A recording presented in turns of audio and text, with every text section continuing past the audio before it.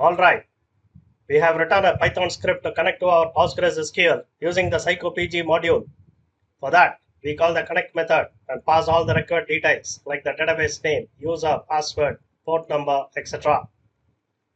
And if you notice, the database name we have given is the training DB. And now we got our own database, so we can replace this training DB with our own database here. Let me change this to student DB. That's the database we created in the last lecture. Let us run this to make sure that our connection to the new database is successful. But wait, before we run the script, there is something super important to check. You need to check whether your Postgres server is up and running. If it is not running, your script won't connect and you are likely to get a connection error. So let's go over to pgadmin and make sure that our server is connected and running. Open up pgadmin. Look at the left sidebar where it says servers. If you see a little red X on the server name or it is grayed out, it means that the server is not yet connected. No worries. If it is not connected, just right click on the server name, then select connect server. It will be connected. And once it becomes active, you will see the elephant face here. This means you are good to go. Now let's run this. And we get the date. This means the connection is successful. And this time we have connected it with the student DB. That's great. We have got our Python script to connect to the database, and we are using a simple SQL query to fetch the current date from the PostgreSQL, just to test that everything is working fine. But we have to think of something else also. Or there could be scenarios where this may go wrong. When you try to connect to the database server might go offline. There could be network issues. Maybe you type the wrong password or database name, and it will fail to connect, or the database might not respond at all. In any of these cases, if we just run the script, it will crash. But nobody wants that, right? So what we do? We handle it gracefully using the try except block. You know how to do that.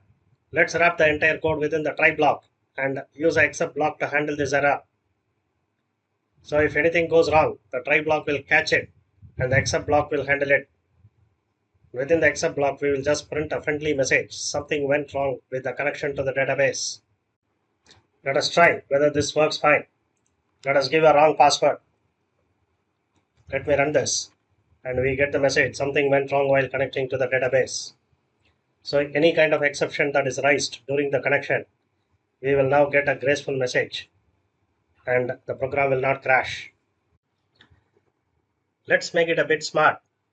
Instead of writing this connection code every single time in every new script, why not turn it into a Python module that we can reuse whenever we want? This way, we don't need to rewrite the connection code each time. We can just import the module and use the connection object whenever we need it. Also, remember that little query we added to test the connection? Select current date. It was just for testing. Now that we know it works, we can remove it. We don't want it running every time we connect. And since we are going to convert this into a module, and this module will be used by other scripts, we should not close the connection inside it. Instead, let the script that imports this module manage and close the connection after it finishes using it. Let's remove this close statement also. Since we are going to convert this into a module and reuse the connection wherever we want to use it, it will be a good idea to put the whole thing inside a function and return this connection. So let's define a function named getConnection and move this code inside that. This function will return the connection object. All set. How do we turn this into a module?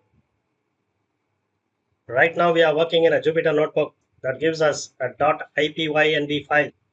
To create a module, we need a .py file. That is a standard Python script. And you know how to do that. At the top of this notebook cell, we type $write file dbconnect.py. We are now creating a Python module named db_connect. Let's run this and we get the module created. So let's go over to the folder and look for this file. And here we go. We got db_connect.py. Let's open this. And we have the code here. So we got the module ready to connect to the database. We can import this module wherever we want and get this connection. Great work so far. Let's quickly recap what we have accomplished in this lecture. We successfully connected to our own PostgreSQL database from Python script using the PsychoPG module. We tested that connection with a simple query, which confirmed everything is working smoothly. We then improved our code by converting it into a reusable Python module. This is a big step towards writing a clean, modular, and professional grade code. Instead of repeating the same connection in every script, we can now import our module whenever we need it. We also cleaned up our script by removing the test query and learned that the database connection should be closed in the program that uses it, not in the module itself.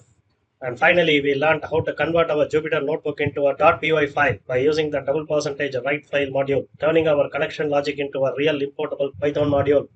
So in the future lectures, we will be using this connection module to get our connection, to create tables, to insert, update, and delete data, and whatever we do with the database tables. I hope you have enjoyed this tutorial. I would love to hear from you, your thought on this tutorial. Please leave your comments at the bottom. Please subscribe to this channel and hit the bell icon. Thank you for watching and see you again soon.